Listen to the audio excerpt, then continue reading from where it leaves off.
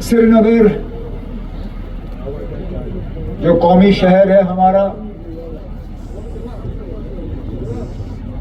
इसके साथ जो 2015 के बाद नाइंसाफियां हुई या सौतेली माँ का सलूक हुआ, अगर उसको मैं गिनना शुरू करूं तो शायद आज पूरा दिन मुझे आप लोगों को यहां बिठा के रखना पड़ेगा। ढूंढने की कोशिश करते हैं कि 2015 जनवरी के बाद कौन सा नया ऐसा प्रोजेक्ट श्रीनगर शहर को मिला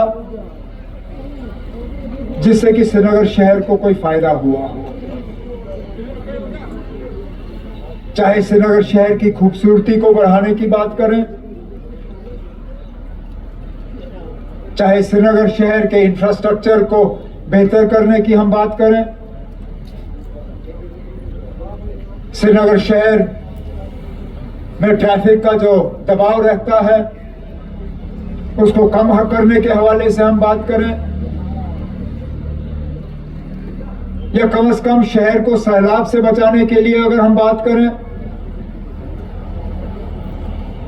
तो अगर हम खोद के ढूंढने की भी कोशिश करें तो कहीं पे कुछ नहीं दिखता। ऐसा लगता है कि जो चीजें 2014 में जहां छोड़ी गई, हालात वहीं के वहीं रुक गए। और इसका अगर आपको सबूत चाहिए तो सबूत हमने कल आवाम के सामने पेश किया, जब वो पुल जो 2011 में हमारे हाथों उसका संग बुनियाद लगा, उस पे काम शुरू हुआ, लेकिन 14 के बाद रुका और 15 साल लगे उस पुल को मुकम्मल करने में। इसी तरह इससे पहले मेरी हुकूमत जो थी, हमने उसमें यह प्रोजेक्ट बनाया था कि किस तरह बुलेवार्ड का हम ट्रैफिक का जो दबाव है उसको कम करें, लेकिन बदकिस्मती से हमारी हुकूमत गई और वो प्रोजेक्ट कागजों पे ही रहा। श्रीनगर की शहर की खूबसूरती को बढ़ाने का एक भी नया प्रोजेक्ट नहीं, और मुश्किल नहीं था, महंगा भी नहीं था, सिर्फ सोच होनी चाहिए थी, सिर्फ इरादा सही होना चाहिए था। अब यहीं से मुश्किल से 3 किलोमीटर दूर बोटानिकल गार्डन के अंदर जो बाग ए गुल दाऊद, एक नया बाग हमने यहां श्रीनगर के और कश्मीर के लोगों के हवाले किया। उसको तैयार करने में हमें 9 महीने लगे। क्या पिछले 9 साल में वो नहीं बन सकता था? पिछले 20 साल में सिर्फ 2 नए बाग बने यहां, एक आजाद साहब की बदौलत ट्यूलिप गार्डन, और आज हमारे हाथों बागे गुले दाऊद, जिसको क्रिसैंथेमम गार्डन कहा जाता है। बोन एंड जॉइंट अस्पताल का नया ब्लॉक हमारे हाथों मुकम्मल हुआ।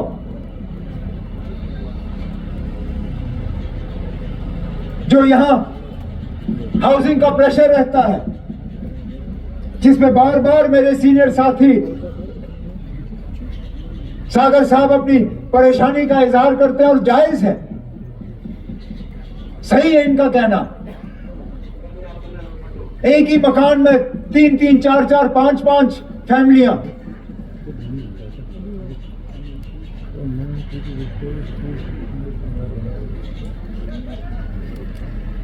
उसके लिए सालों साल के बाद एक नए हाउसिंग कॉलोनी का प्रोजेक्ट इस हुकूमत ने मुकम्मल किया हुआ है, और बेमिना में हम वो काम जो है दस्ती शुरू करेंगे।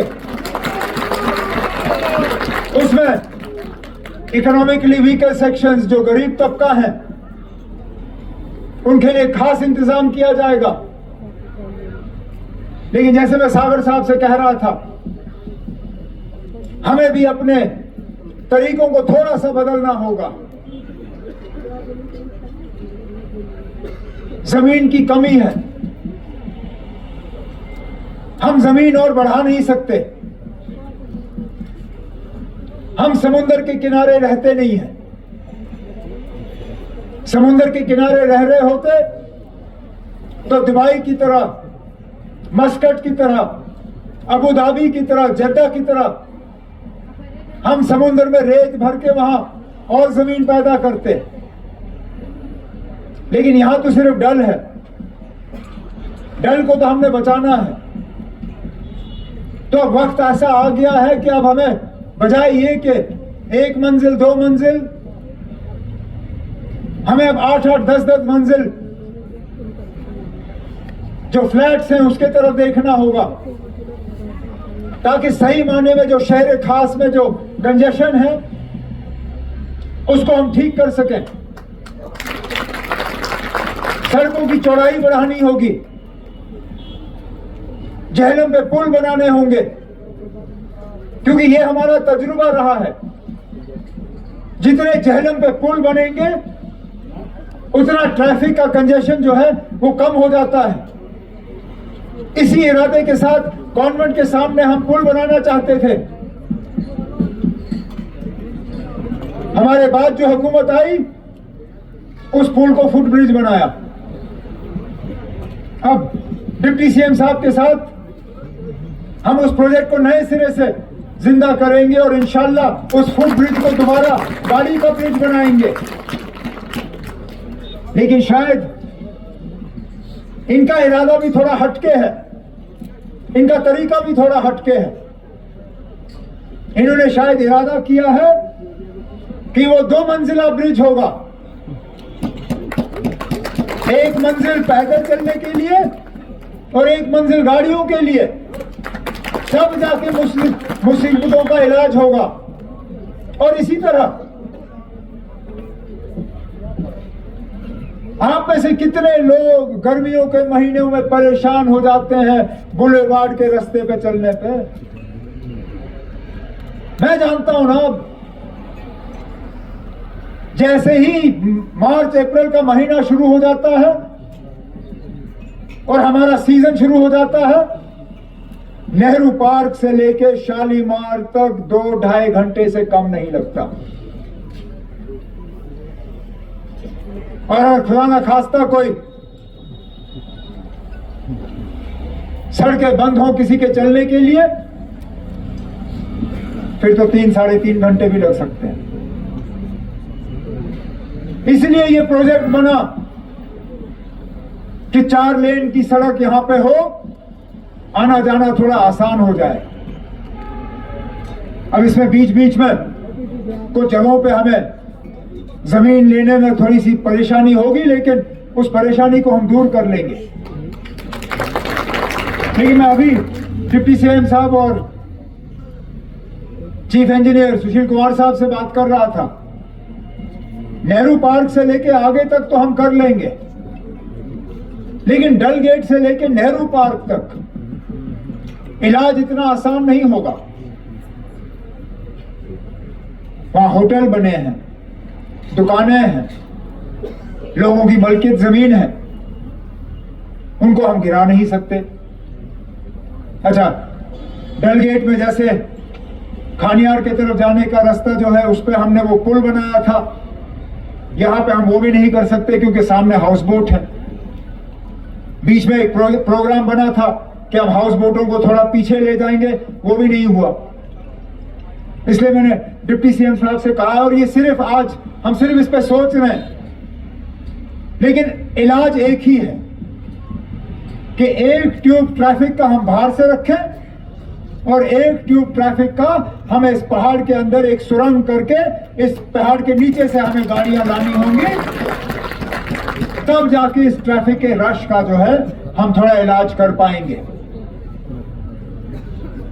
मैंने डिप्टी सीएम साहब से कहा हुआ है यहाँ पे सुरंग बनने के लिए इसका हमें एस्टिमेट बना के दे दो कि इस पे खर्चा कितना होगा। फिर यहाँ से काट के, वहां से जोड़ के, इधर से ला के, उधर से भीख मांग के, हमारी आदत हो गई है ना। दिल्ली जाके हम हाथ जोड़ के कहते हैं ना, थोड़ी सा हमारी झोली में डाल दो, हम कुछ कर लेंगे। फिर जाएंगे, फिर मांगेंगे, कहेंगे ना कि ये थोड़ा सा रश कम करना है, सुरंग बना दो। वैसे भी इतने सुरंग बने हैं। यहाँ से जम्मू से जब आप पुंछ जाओ, सुरंग ही सुरंग है। जम्मू से जब आप किश्तवाड़ जाओ, सुरंग ही सुरंग बने हैं। एक सुरंग अगर श्रीनगर के बीच में बने तो क्या खतरा है ना। कोई बात नहीं, इंशाल्लाह ये सुरंग भी हम बना लेंगे और यहाँ ट्रैफिक का रश कम कर लेंगे। श्रीनगर शहर को क्या सैलाब से बचाने का हमें कोई हक नहीं है?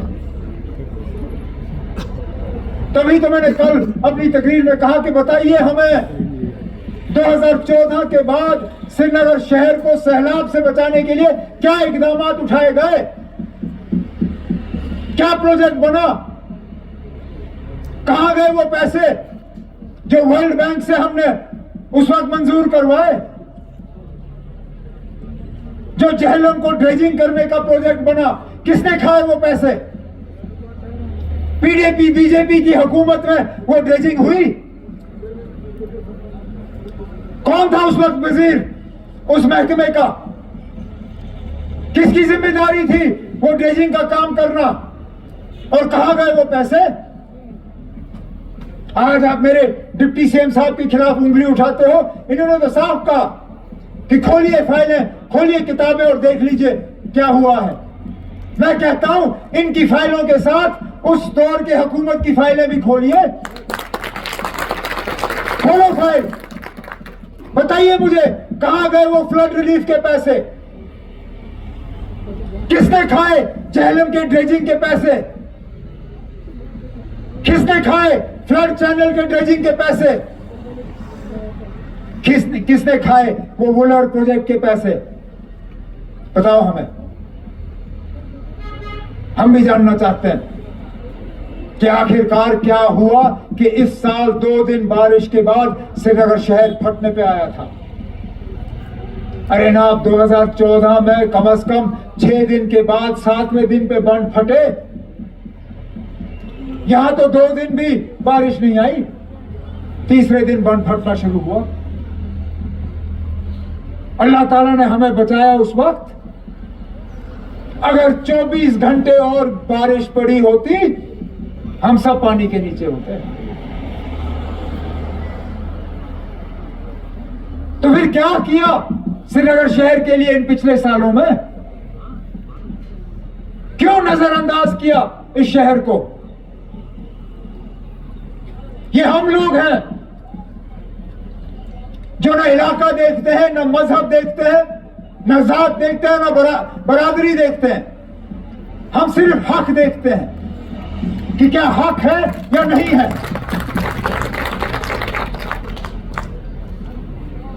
हमें मालूम था कि हमारी बहनों के लिए ट्रांसपोर्ट पर चढ़ना बहुत मुश्किल हो जाता है, तो पहले ही बजट में हमने तमाम सरकारी बसों पे अपनी माओ बहनों के लिए मुफ्त सवारी का ऐलान करके बसें उनके हवाले कर दी। आने वाले बजटों में बाकियों के लिए भी, जिस तरह तनवीर ने कहा ना, हम लोगों से नहीं कह रहे कि आप 5 साल इंतजार करो और 5 साल से 1 दिन पहले हम काम शुरू करेंगे। हम लोगों से कहते हैं कि इस 5 साल में लगातार रोज हम काम करते करते अपने किए हुए वादे जो लोगों के साथ हैं वो हम पूरा करके ही अपने आप को लोगों के सामने पेश करेंगे। ये आप इत्मीनान रखें। तो बैठो। जब मैं कहता हूं कि हम कम से कम मजहब और जात वगैरह देख के लोगों के साथ नाइंसाफी नहीं करते, आप देखिए ना, श्रीनगर शहर तो चलिए इन्होंने जो किया सो किया, जम्मू शहर का क्या हाल किया इन्होंने? क्या मजबूरी थी कि दरबार मुंह बंद हुआ? ये दरबार मूव शेर कश्मीर की विरासत नहीं, फारूक अब्दुल्ला साहब की विरासत नहीं, मेरी विरासत नहीं। ये तो 47 आजादी से पहले का हाल था।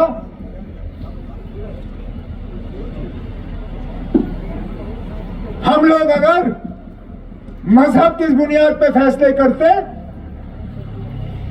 या इलेक्शन देख के फैसले करते, जम्मू शहर से तो मुझे एक भी एमएलए नहीं मिला, मैं तो कभी दोबारा दफ्तर वहां खोलता ही नहीं। लेकिन ये देखते हुए कि जम्मू के साथ नाइंसाफी हुई, हमने दोबारा दरबार मूव कायम करके वो नाइंसाफी भी दूर की और इंशाल्लाह बाकी भी करेंगे।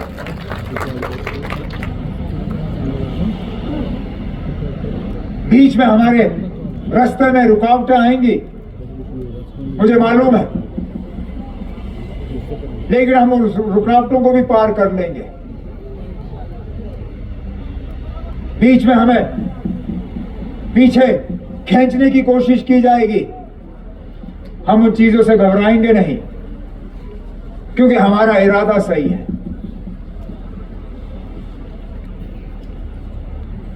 इरादे जिनके पुख्ता हो, नजर जिनकी खुदा पे हो, तलतम खैज मौजू से वो घबराया नहीं करते। हमारे इरादे पक्के हैं, हमारी नजर अल्लाह ताला पे है, वही हमें सही रास्ता दिखाएगा और हमें अपनी मंजिल तक पहुंचाएगा, ये मेरा पूरा मानना है। बाकी जाते जाते आपने हमारी तकरीरों में और डिप्टी सीएम साहब की तकरीरों में बहुत फर्क देखा होगा। सबसे बड़ा फर्क ये कि हमें आदत ही नहीं है हम लोगों से सवाल पूछें। 35 साल में ये हमारी आदत ही चली गई। और मैं डिप्टी साहब सीएम साहब को बताऊं क्यों, क्योंकि ना आप तो जम्मू में सियासत करते रहे, जम्मू में सीधे सवाल का आपको सीधा जवाब मिलता था। यहां पे जनाब हमें भरोसा नहीं होता था कि किस सवाल का हमें क्या जवाब मिलेगा। आप सड़क की तकरीर कर रहे होंगे, आप लोगों को कहोगे मैं सड़क देने वाला हूं, बताओ बोलो क्या चाहिए आपको। आप जम्मू में सुनोगे सड़क, यहां पे अगर आपको जवाब कोई पता नहीं ना हम क्या चाहते हैं, तो उसके बाद टैटे फिस। तो हम ना सवाल पूछने के आदी नहीं है, इसलिए लोग जवाब देने के आदी नहीं है। अब आप आहिस्ता आहिस्ता ये आदत डाल रहे हो, आप देखना आहिस्ता आहिस्ता आपकी तकरीरों में जम के लोग जवाब देंगे, लेकिन इनको भी आदत डालने में थोड़ा टाइम लगेगा। मैं अपने तरफ से डिप्टी सीएम साहब आपको, आपके महकमे के तमाम अफसरों को इस प्रोजेक्ट के संग बुनियाद पे शुक्रिया करता हूं। हमें थोड़ा टाइम लगा, क्योंकि हम वो लोग नहीं है जो संग बुनियाद रख के फिर भूल जाते हैं। इसका टेंडर भी अप्रूव हुआ, टेंडर का L1 भी शायद आ गया है, टेंडर खुल के अलॉट भी हुआ है, आज संग बुनियाद लगा है। इंशाल्लाह दस्ती यहाँ पे आप देखोगे काम भी शुरू हो जाएगा।